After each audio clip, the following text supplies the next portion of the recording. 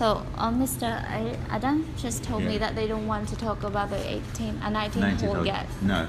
Yeah. So, I know that it was asked in the yesterday, but I still want to ask again. Like, your story? What inspired you to design the rice paddy concept? What inspired us? Well, no, it was when we arrived here.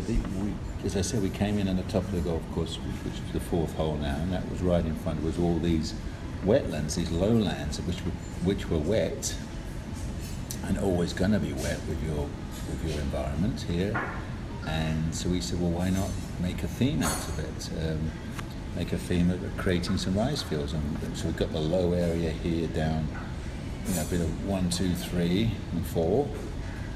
And then, as you know, we turn and go through the jungle, and then we keep turning again and go onto the beach, and we turn back down the river and the rocks. So we have, it's pretty unique. We have many different environments here. So that was just one of them, and it seemed to make sense because that's native to here.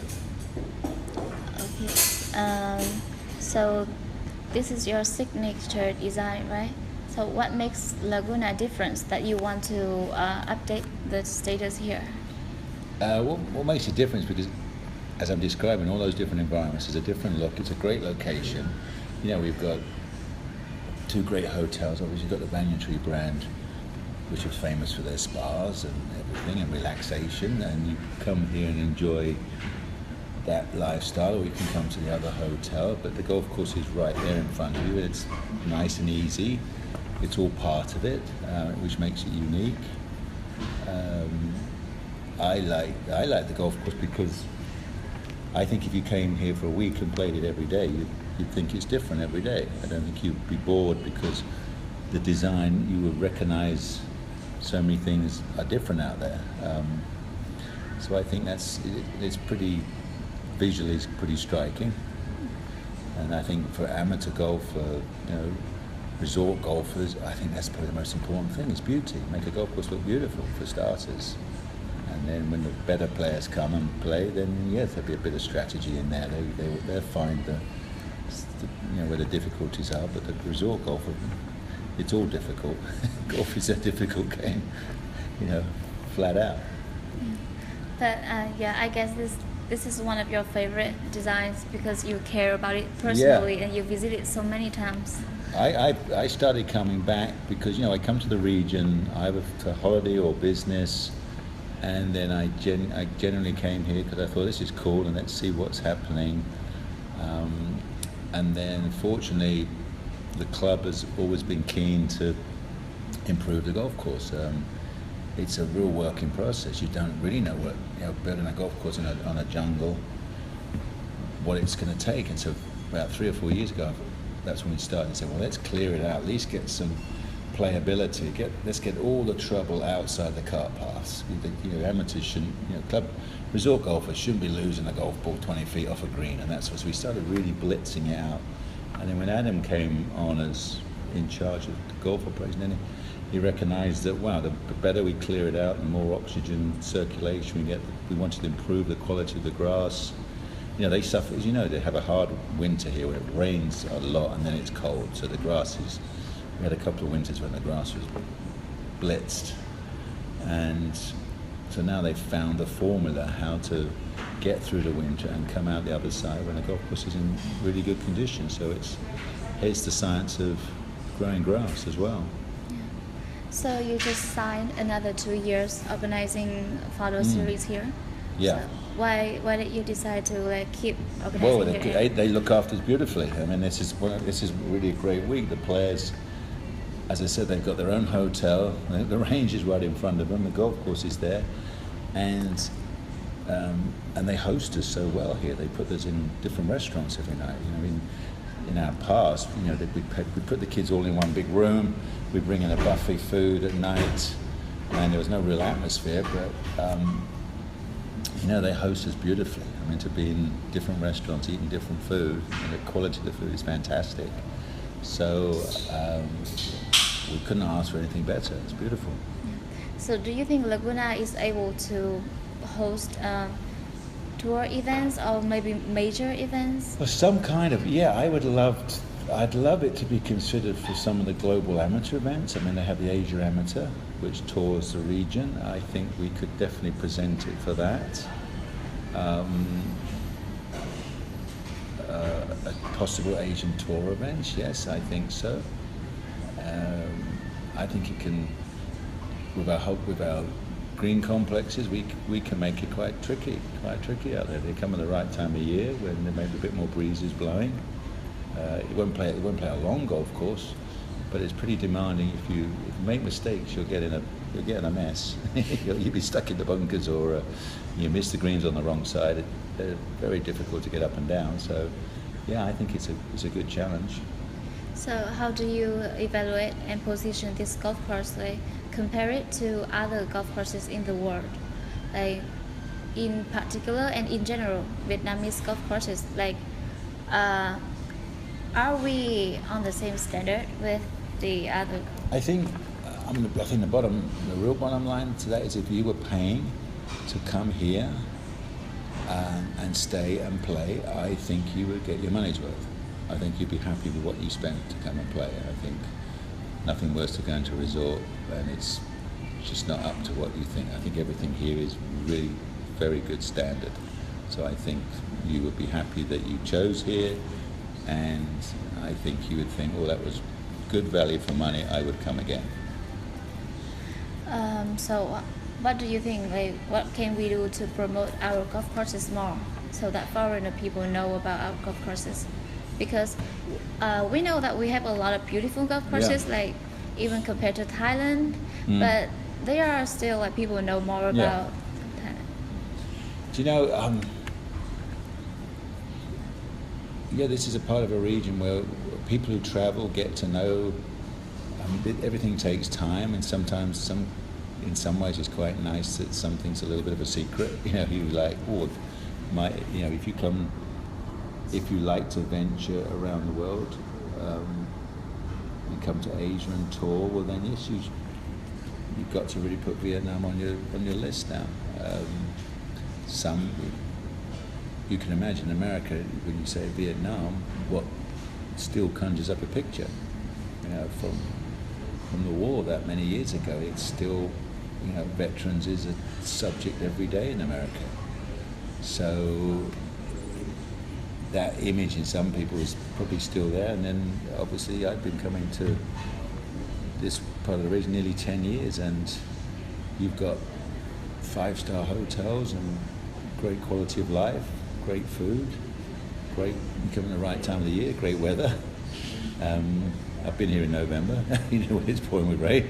So I think that's part of life. People there's some secret places in the world, and it will slowly get more and more recognition for what they are. So can you explain me a little bit more about the new status? Like, what does it say about your connection with? Yeah, well, what I wanted to do was I wanted to create an upgrade to my founder design, where I call it a Sonic-Valdo design, which basically means if it's a new project, I'll be spending more time on the project. So it has a different price bracket to that, of course. But then my past projects, the ones who generally are constantly trying to improve the golf course, enjoy having me still involved in the project. So I thought that was quite a nice way of launching the brand. That this course here is my number one course for wanting to taking on board, keeping the project. Golf courses are a never-ending project. I mean, you can't just build a growing thing out in any part of the world, to be honest, especially a jungle, and say, oh, that's it, that's as good as it gets. But it's constantly evolving. Things change. When you build a golf course, you're not 100% sure how it will play to how you originally intended. Ground might always be softer or always be holding it harder than you intended, and the wind may not affect holes how you thought it would, and some bunkers may be in the wrong place or that sort of thing. Some slopes are too harsh or not enough. So it's kind of nice that somebody wants to. We have an eternal canvas here, So it's kind of nice that the club, and especially Adam, recognise that, hey, let's just keep working on this. Because we all believe we're improving it all the time. So why not? I'm a big fan of trying to make things a little bit better. If you keep you take a golf course up a notch, with 5%, 10% each year. It's amazing what kind of change you get after 3 or 4 years. Yeah. So what are some new improvements this year, and do you have any further plans to improve? Well, yeah, the getting more oxygen in. We took the trees out down the beach, which helped the view down number 8, and that's actually got the air to come down number 8, which obviously comes around the corner and goes. That's important, and then just beautifying things more and more. Now we're really going to look at the greens, because some of the greens are quite harsh. You've got one or two. You've got maybe a couple too many features. Most greens you need one major feature, and some of them have got 2 or 3 features. So we might knock the odd feature down, make it more. And again, with it being a resort course, they're doing very well. They're doing a lot of rounds, so we need a bit more space to. The golf course can get worn out, and especially if they have a rough couple of months, then that's the idea of the 19th hole. To be able to rest a hole or two. We've got a couple of greens we want to attack as soon as possible, and that will give us the opportunity. We've still got 18-hole golf course, which I think the resort guest still wants to play 18. They won't be happy if they were playing 17. So that would, and who knows what will happen in the future. I mean, there's talk of more happening down the other end of the golf course, and maybe another resort, and the golf course may even start from down there. We don't know. So anything can happen. So how do you think golf courses can add luxury value to the resort too? How do you add luxury value? Yeah. Well, I think it's an important part of it. I always think if guests have really gone to, you're entertaining them basically. You're entertaining. People will come here because they want to play the golf course. I think that's very important. It's not just come to the resort and go, oh, there's a golf course out there. I think it's the other way around. This golf course drives people here, and obviously then have to stay. And then hopefully, if you've come in the past and thought, I'll just come and play 2 rounds and stay for 1 or 2 nights, then suddenly they think, you know what? Maybe I go for 3 nights and 4 nights and play every day. And obviously the hotel will be very happy with that. Everybody's, that they're here as a business. And if they've got good traffic on the golf course, they're going to have good traffic in the hotel and the restaurants, and I assume everybody's very happy with that. Okay, so about the players of Faro Series. So I think Western players, they are have better physical condition. Yeah. But why haven't any non-Asia player have won this Faro Series? Well, this is tough for them to come from Europe, so it's freezing cold in Europe, and they haven't had a lot of practice. And it's just, so you imagine you've got to fly here, and obviously Europe is 7 or 8 hours time change. I'm on 12, 13 hour time change, so you're completely upside down. You travel for a day, which is pretty difficult, number one. Affects your body and your mind, and then you come here and you've got to deal with sleeping. Were you actually playing golf when you were fast asleep back in your country? So that's difficult, And then of course the grass is difficult or different, sand's different, and then on top of it the heat and humidity. That's you've just come out of winter. You might have been practicing indoors and then suddenly you're here in 90 plus degrees and very humid, and look, everybody's under umbrellas today. It's so physically very demanding, and that's part of what I do with the series, to give them some insight of, wow, that's what pro golf is like, because these guys play in America, jump on a plane, they come and play in Asia, and then they jump on the plane again and go and play somewhere else, and then so you might play a month on the road like that. Back in my time, I played, my caddy, Vanny Sinison, told me, we play 16 tournaments a year out of maybe 26 or 28 with a minimum of a 5-hour time change. So that is really tough. So you play, finish Sunday night, poof, on a plane. And then you've got to you drive on Monday, you've got to practice, you've got to eat, sleep, tee off play. Sunday, bang, off you fly again somewhere else. As I said, you do that for a month on the road, then you really appreciate how much residual strength you need as a golfer. I mean, it's pretty amazing to be able to go out and keep performing like that, especially if you're a headline player as well. The spotlight's on you. Then you have to do cocktail parties and all sorts of other press conferences, all sorts of things. So a lot of demands on your time and getting your rest when you want your rest. So not easy to play well all the time. So that's kind of what I'm showing the kids, that this is how tough, just walking down to your local club and just playing and shooting 66 every time. It's not as easy as that when you travel the world. So, what do you think about Vietnamese players this year? Well, they're improving all the time. I think they are lacking in, which they shouldn't be, the teaching. There's so much information on the phones now, isn't it? I mean, you've got to look after. There's an opportunity to learn by yourself, and of course, it's great to have professional coaching as well. But things are going to keep improving here. So then the kids will, I think, because of Vietnam is interested in creating a lot more golf courses, so there'll be a lot more opportunities. So it will take time, but at least they've got a good opportunity. Yeah. So have you ever thought about opening an academy here? Well, thinking about all these things. I went for a period of time. Real bottom line is right now I've started piecing together. I want to bring the physical, technical, and the mental side together. And then I feel now, I do have something to offer.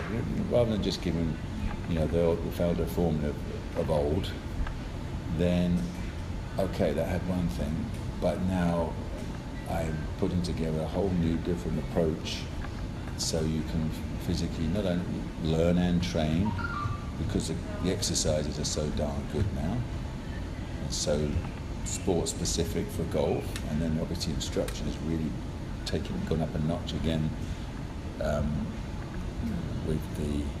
with our beliefs in the golf swing, but also the technology, the TrackMan devices, that sort of thing. And then of course the sports psychology side. I mean, club golfers could do with some good basics. Sports psychology would be good for them, because they put themselves. You can put yourself in self-hypnosis so easy. I can't do this, never have, never will. I can't hit this shot, never have, never will. And they got to learn to break that. I can't play the 14th hole, never have, and I never will. And see what happens. And then you play the 14th badly, I told you so. So they got to learn to break some of those things. So we've got some good fun tricks to help you visualize better or learn who you are. As I was trying to explain to the kids, we're all different. You either physically feel things, you either think things, or you talk to yourself. So find out who you are, so we can help them on all those sort of things. Yeah, well, I heard that golf can bring out the true self of you. Like, you can know someone when you see them playing golf, like how they play it. Oh yeah. You can't hide in golf. You can't say I can do this and I can do that, because you'll get you've got to go and prove it as a golfer. Yeah. You can't put yourself under pressure. It's a difficult game. Okay, so I know that you have other projects in Vietnam, but I think you are not ready to share those information. No, those are we're all under early construction days, so let's wait till we get something we can really talk about. Yeah. Okay, so thank you for the all right, interview. cool. Okay, well done. Correct. So, Mr. Adam just told me that they don't want to talk about the 19th hole yet. No. Yeah. So, I know that it was asked in the yesterday, but I still want to ask again. Like, your story? What inspired you to design the rice paddy concept? What inspired us? Well, no, it was when we arrived here. as I said, we came in on the top of the golf course, which is the fourth hole now, and that was right in front was all these wetlands, these lowlands, which were wet, and always going to be wet with your environment here. And so we said, well, why not make a theme out of it? Make a theme of creating some rice fields.